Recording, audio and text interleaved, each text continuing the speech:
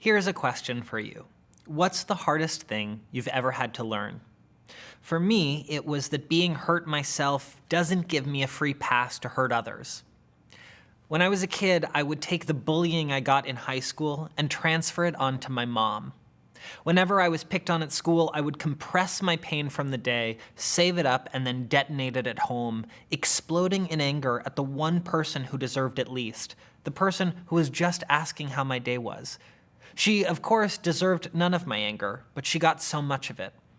It was only over many years of observing and understanding the pattern, and her gently, patiently, and repeatedly identifying my participation in it, that I could see that what I was doing was wrong. That hurt people was a phrase that applied to me too. Now, this lesson took me a long time to learn. Conversation, or rather the outcomes of conversation, also take a lot of time to reveal themselves. And this can feel discouraging because you want conversation to radically transform people immediately, as you saw in this session's opening scenario. As consumers of media, we have grown so accustomed to lightning-fast transformations. Home makeover shows suggest that houses are flipped in a tight 44 minutes. Traditional story arcs are specifically designed to tell the most entertaining narrative in a tight 5-act structure.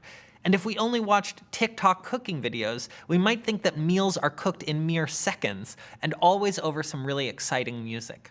Watching all of these transformations happen quickly is really fun. Real change, however, doesn't work like this. Human beings aren't television houses, or fictional characters, or TikTok meals. Human beings take time to change and heal and grow. Our beliefs cannot be made over in 44 minutes. We cannot remake ourselves by Act 5. Our frustrating behavioral patterns cannot be experienced as a supercut. We can only move at the excruciating pace of real time. Of course, home renovations do take time, as do the private lives of fictional characters and meals. The difference is that home makeover shows don't show you the months waiting to hear back from contractors, the lengthy permit request process, the tedious labor it takes to renovate a home. 5-act fictional stories show us only the highlights of a character's made-up life, and not the stuff that was too boring for the author to write. And those TikTok cooking videos don't show us the messy oil stains, the misread directions, or the hours we wait while things simmer. All of those shots, that boring extra stuff, is just conveniently hidden by invisible edit points.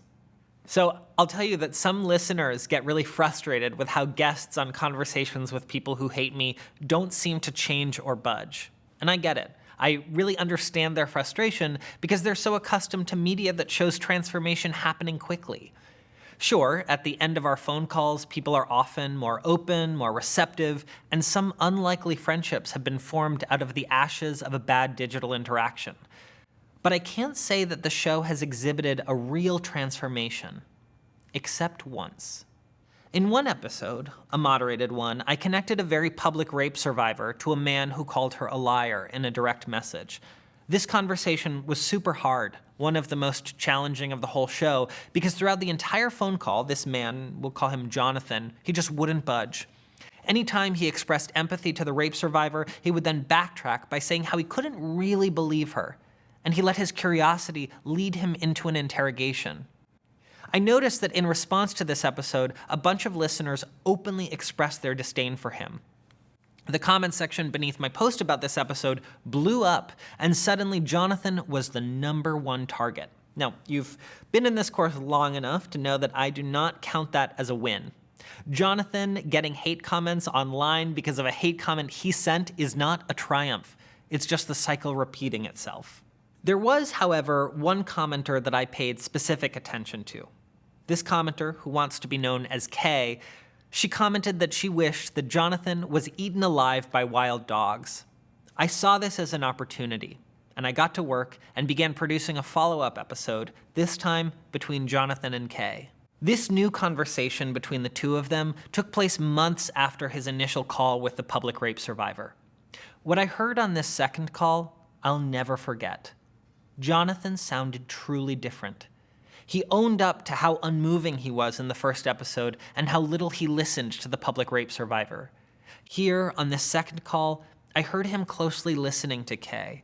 He apologized to her, and he seemed to mean it. This Jonathan was an entirely different one than the man I met on the first call.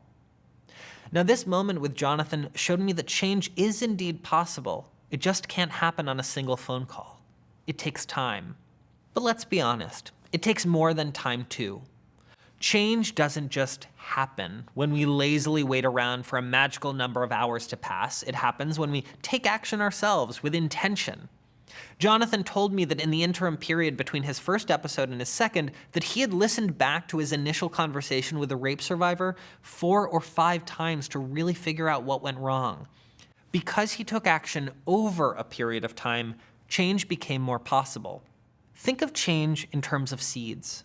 It would be amazing if we could immediately grow an enormous tree overnight, but we understand that that's just not how it works, right? We plant it, we tend to it, we give it water, space, soil, and sunlight, and then we wait.